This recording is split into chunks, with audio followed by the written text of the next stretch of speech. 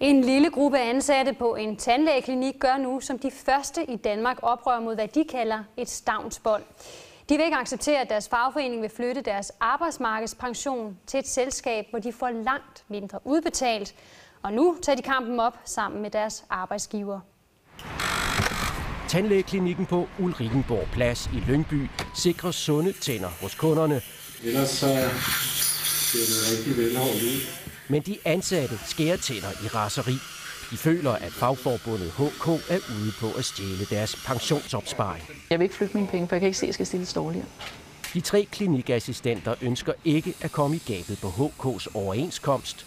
Det ville tvinge dem til at flytte deres pensionsopsparinger i AP-pension over i funktionærpension.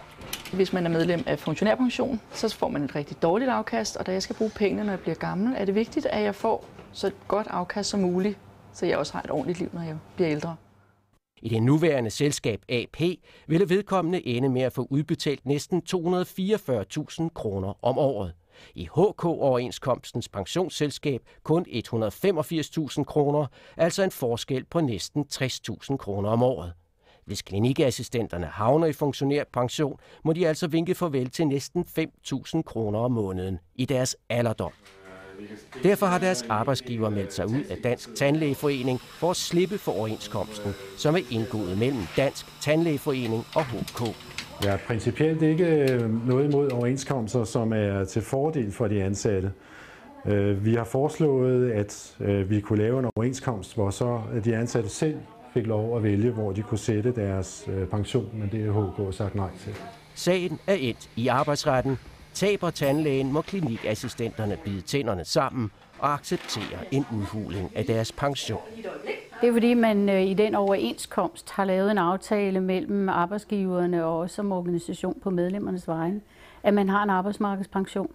Og der har man så et selskab, arbejdsgiverne og lønmodtagerne sammen, hvor at man har denne her arbejdsmarkedspension placeret.